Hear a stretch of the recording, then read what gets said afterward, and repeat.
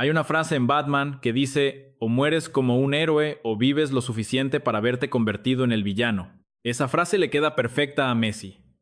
Hace 4 años, el mundo entero celebraba con alegría su Copa del Mundo en Qatar. El mejor jugador de todos los tiempos por fin conseguía el único trofeo que se le resistía. Damos un salto en el tiempo y ya era el enemigo público número 1. Al sonar el pitazo final en el estadio MetLife, la cámara enfocó a un Messi destrozado. En apenas 4 años, el héroe preferido del fútbol se había convertido de algún modo en su peor villano. Al mismo jugador que antes alababan por su humildad, ahora lo llamaban mal perdedor. ¿Qué demonios pasó? Lo curioso es que durante años, una de las mayores críticas que Messi recibía en Argentina era que parecía demasiado europeo. Comparado con Diego Maradona, a Messi lo veían demasiado callado, calmado y respetuoso. Realmente no discutía con los árbitros, ni buscaba peleas, ni tenía esa mentalidad de ganar a toda costa que los argentinos asociaban con su máximo ídolo. Cuando los partidos se ponían calientes, Messi solía agachar la cabeza y dejar que su fútbol hablara por él. Entonces llegó el Mundial de 2022. Con Lionel Scaloni, Argentina se convirtió en un equipo totalmente distinto. No solo eran brillantes en lo técnico, también venían cargados de muchísima emoción, eran ferozmente competitivos y estaban dispuestos a provocar al rival. Por primera vez en su carrera, Messi también adoptó ese estilo de juego. Nada resumió eso mejor que los cuartos de final contra Países Bajos, la llamada Batalla de Luque. Fue uno de los partidos mundialistas más caóticos jamás jugados. Mateo Laoze sacó un récord de 18 tarjetas amarillas y una roja mientras la tensión hervía de principio a fin. Argentina adoptó por completo el juego sucio. Vimos a Paraed desatar una pelea tras estrellar el balón contra la banca holandesa. Los argentinos intentaron distraer constantemente a los pateadores holandeses en los penales. Cada falta, choque y decisión parecía echarle más leña al fuego. Hasta Messi, que suele ser muy reservado, asumió un rol muy diferente. Tras marcar su penal, celebró justo frente a la banca de Países Bajos poniéndose las manos tras las orejas ante Louis van Gaal. Una respuesta clarísima a los comentarios que el técnico holandés había hecho antes del partido. Y el festejo tiene un trasfondo aún más profundo. Fue una respuesta al trato de Louis van Gaal hacia Riquelme, ídolo de Messi en Barcelona. Y luego llegó el momento que todos recuerdan. Mientras daba una entrevista televisiva tras ganar con Argentina, Messi notó que W.G. Horst se le quedaba mirando fijamente. Messi interrumpió su entrevista y soltó la que hoy es una frase célebre. El video se hizo viral al instante y marcó el torneo normalmente. Burlarse de un rival o provocar al técnico contrario en vivo generaría duras críticas. Pero en 2022, la reacción fue completamente distinta. A la mayoría le encantó. Tras años de críticas por no tener la pasión de Maradona, la gente vio a otro Messi. Vieron a alguien dispuesto a pelear por sí mismo y por sus compañeros, y dispuesto a todo para levantar esa copa que tanto deseaba. El mundo quería ver el final feliz de su historia. Se podría decir que esa agresividad de Argentina se miraba entonces con otros ojos. En lugar de ser condenada, la gente solía llamarla pasión, pura determinación y la mentalidad justa para campeonar. Pero al llegar el Mundial de 2026 en Norteamérica, aunque las cosas cambiaron, Messi seguía intratable. Guió de nuevo a Argentina hacia otra final mundialista, cerrando el torneo con 8 goles y 4 asistencias. En lo individual, había poquísimo que criticar. Pero más allá de los números, el ambiente alrededor de Argentina cambió radicalmente. Mientras avanzaban en este nuevo Mundial, crecía la molestia de los hinchas rivales, jugadores y hasta de algunos entrenadores. Cada fallo arbitral dudoso, cada falta táctica y cada cruce caliente parecía agitar aún más las aguas. Para la hinchada argentina era simple mentalidad ganadora, haciendo lo necesario para defender su corona. Para sus detractores era algo muy diferente. Decían que a Argentina le ayudaba el gran respeto que inspira Messi, que los árbitros eran demasiado permisivos con ellos y que todas las jugadas dudosas se cobraban a su favor. El primer gran escándalo ocurrió en el debut de Argentina contra Argelia. A la media hora del partido, Messi entró con todo contra el capitán de Argelia, Issa Mandi. No tocó balón y sus tapones terminaron en la pantorrilla y el tendón de Aquiles de Mandi. Debió ser roja directa, pero el árbitro polaco Marciniak opinó distinto. Solo cobró tiro libre, no le mostró tarjeta y el VAR nunca lo llamó a revisar la pantalla. Messi se quedó en la cancha y anotó un triplete. En ese momento, la jugada desató un gran debate, pero la historia se hizo aún más grande 2 semanas después, cuando en 16avos el delantero estadounidense Balagan vio la roja directa contra Bosnia por una entrada con los tacos por delante que muchos consideraron idéntica a la de Messi. Casi al instante, las redes sociales se llenaron de videos comparando ambas entradas lado a lado. Y la pregunta de todo el mundo era por qué expulsaron a Balagan mientras que a Messi ni lo amonestaron. Fueran o no idénticas las jugadas, las comparaciones alimentaron rápido la idea de que a la mayor estrella del fútbol se le medía con otra vara. Lo curioso es que, durante todo el torneo, los árbitros fueron bastante consistentes al castigar estos pisotones. Alza John Bash le dio un pisotón mucho peor a Troard, que le hizo sangrar la pantorrilla, y tampoco vio tarjeta. Hakeime pisó el tobillo de Vini y ni pitaron falta.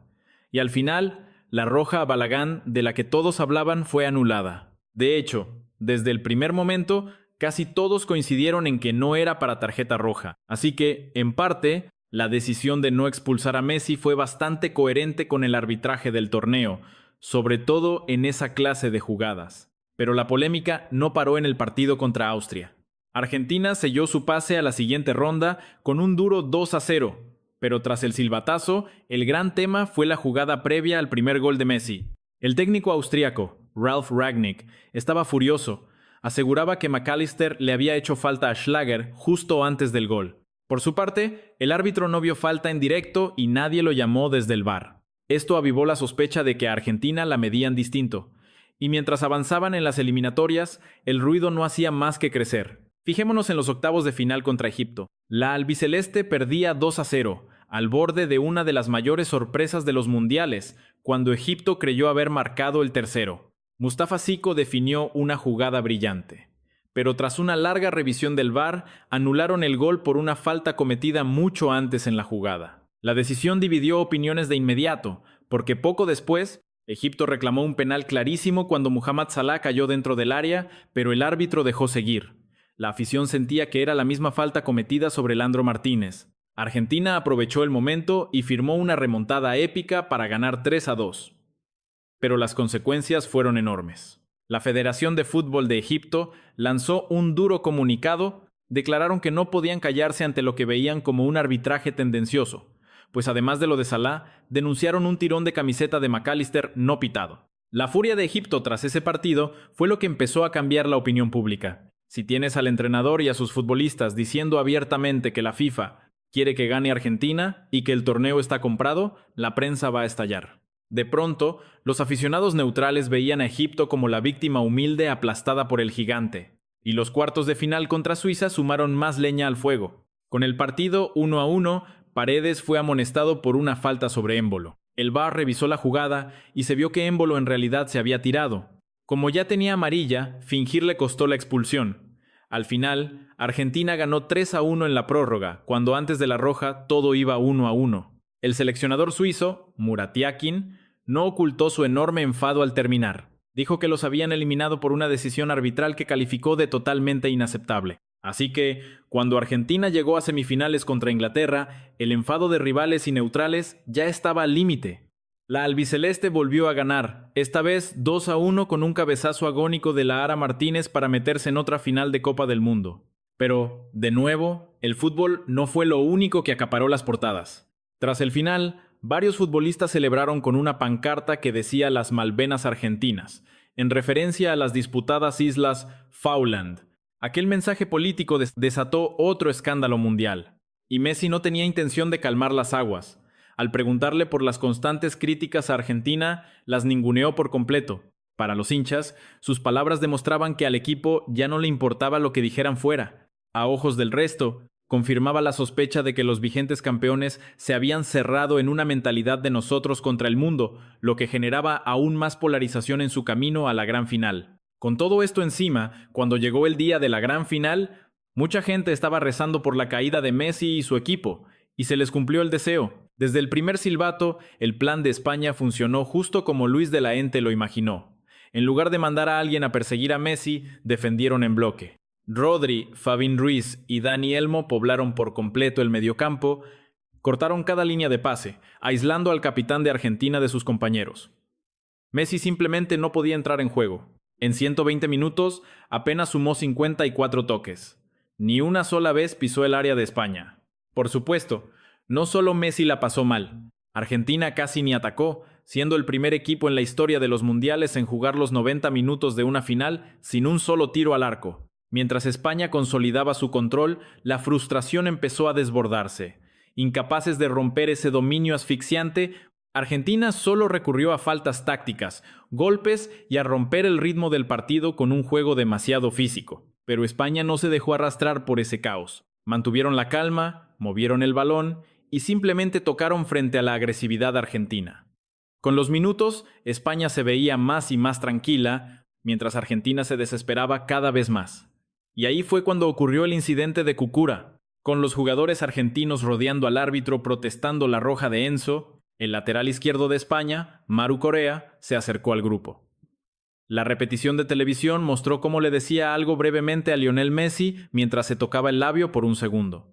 En lugar de calmar los ánimos o ver cómo estaba su compañero, Messi se giró hacia el árbitro para exigir una tarjeta roja, todo por una nueva regla que la FIFA implementó para el Mundial de 2026. Esta permitía expulsar a quienes se cubrieran la boca con la mano o la camiseta al discutir, buscando ocultar insultos o comentarios discriminatorios.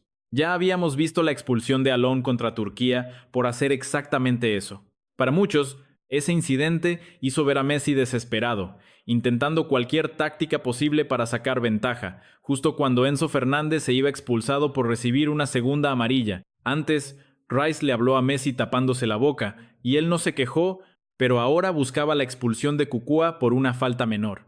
Y ojo, no era la primera vez que un jugador intentaba delatar a otro. En el partido de México contra Ecuador, Jiménez le gritó de inmediato al árbitro cuando Enapia le habló con la boca tapada. Pero obviamente, al ser Messi el mejor de la historia, el líder, se le debería exigir mucho más. Para muchos fanáticos neutrales, pareció que el capitán argentino quería expulsar a un rival por un tecnicismo en vez de dedicarse a jugar. Ahora, debo añadir que algunos de los que critican lo que hizo Messi son un poco hipócritas, porque si hubiera sido Cucura haciéndole esto a Messi para que lo expulsaran, habrían exigido la tarjeta roja para Messi. ¿Y cómo sé esto? Porque mucha gente exigía una tarjeta roja para Messi contra Argelia, no solo por el pisotón, sino porque le estaba hablando a su propio compañero con la boca tapada. Como sea, con Argentina con 10 hombres y totalmente agotada tras perseguir a España casi 2 horas, al fin llegó el gol. Fatanor metió una volea zurda inalcanzable para Emiliano Martínez para abrir el marcador. Pero el silbatazo final no terminó con el drama. Al contrario, las cosas empeoraron aún más. En vez de aceptar la derrota, varios jugadores argentinos perdieron los estribos por completo. Vimos a Molina golpear a Rodri en las costillas, también a Pédez peleando con Eric García y luego con Gavi. En medio del caos, Messi se quedó quieto cerca del círculo central, viendo todo de lejos, sin intentar separar a sus compañeros o calmar las cosas. Muchos sintieron que Messi debió actuar más como líder para controlar a los futbolistas argentinos. Existe la tendencia de separar a Messi del resto del grupo, de aislarlo de esas conductas agresivas que suelen tener algunos argentinos. El propio Messi también lo hace, como se vio en los partidos contra España e Inglaterra. Se desataron varias peleas entre sus compañeros y los rivales, y él simplemente prefirió alejarse y observar de lejos. Es como si pensara, ya estoy viejo para estas tonterías. Pero la verdad es que Messi sabe que esa agresividad hace fuerte a Argentina. Así que jamás saldrá a decirles que se detengan. Y claro que tiene el poder para hacerlo, ya lo vimos exigiéndole respeto a sus compañeros ante los brasileños al ganar la Copa América de 2021. Otro ejemplo donde Messi pudo haber hecho más como líder ocurrió hace 2 años. Verás, tras conquistar la Copa América de 2024, Enzo Fernández y varios compañeros cantaron un tema con insultos racistas y homofóbicos contra la selección francesa. Enzo salió después a pedir disculpas por lo que hizo, pero Messi, siendo el mismísimo capitán, jamás se disculpó públicamente. Aunque Messi no estaba en el autobús ni cantó esa canción, su silencio público no cayó nada bien viniendo del líder. Pero el verdadero problema es que, entre tantas críticas justificadas hacia Messi, también hay un mar de noticias falsas, videos fuera de contexto y mentiras descaradas. Empecemos con eso de que Messi es sionista. Esa foto que todos comparten es de 2013, cuando visitó Israel con el Barcelona en una gira de paz. También visitaron Palestina en esa misma gira, pero esas fotos nadie las comparte. El objetivo de la gira era llevar un mensaje de paz, pero muchos solo muestran las imágenes de Israel ignorando las de Palestina. Eso sin contar que Messi fue el rostro de la campaña de UNICEF en Gaza. Era uno de sus embajadores. ¿Por qué un sionista publicaría un mensaje apoyando abiertamente a los palestinos? Luego están esas teorías de conspiración que siempre lo persiguen y que vienen creciendo desde el Mundial de 2022. En ese entonces, Messi todavía tenía el beneficio de la simpatía general. Por años, la gente quería tanto verlo ganar la Copa del Mundo que se conectó emocionalmente con su historia. Estaban dispuestos a perdonarle a Argentina sus mañas, las faltas tácticas y los arranques de ira. No lo veían como algo sucio, lo veían como pura pasión. Pero con la copa ya en sus manos, Argentina dejó de ser el equipo humilde que perseguía la gloria. Ahora eran los campeones defensores intentando mantenerse arriba. Al usar las mismas tácticas, la gente ya no vio determinación. Vieron arrogancia. Vieron a un grupo de malos ganadores y peores perdedores. La garra que antes todos celebraban se convirtió, de pronto, en soberbia y falta de respeto. Hay otra razón detrás de este odio. Algo muy arraigado en la cultura del fútbol argentino. Existe un concepto llamado viveza crayola, la idea de ser astuto y hacer lo que sea para sacar ventaja. En Argentina, muchísimos hinchas lo ven como parte esencial de su identidad futbolística. Afuera los llaman tramposos y sucios, pero allá esa actitud se celebra muchísimo. Por eso, cuando Messi buscó echar a Cucura, los argentinos lo amaron, pero los neutrales lo vieron muy mal. Parecía alguien dispuesto a usar cualquier vacío legal para ganar. Ahora, ¿qué significa todo esto para su legado? Siendo honestos, no significa nada. Maradona anotó con la mano en 1986 y luego supuestamente durmió a los brasileños en 1990. Y aún así, hoy sigue siendo un grande amado por millones. Toda Inglaterra odió a Beckham tras esa tonta tarjeta roja. Hoy es uno de sus principales embajadores. Zidane le dio un cabezazo a Materazzi en plena final de un mundial ante millones de personas y hoy sigue siendo un ícono global del fútbol. Con Messi pasará igual. Claro, algunos le habrán dado la espalda tras este mundial, pero la opinión de la gente cambia con cada victoria. La mayoría son ovejas, solo siguen la corriente que esté de moda. Casi todo esto se olvidará. Vendrán nuevas polémicas y alguien más pasará a ser el enemigo público número 1. Si les gustó este video, seguro que este otro también les va a encantar. Vayan a verlo ahora mismo.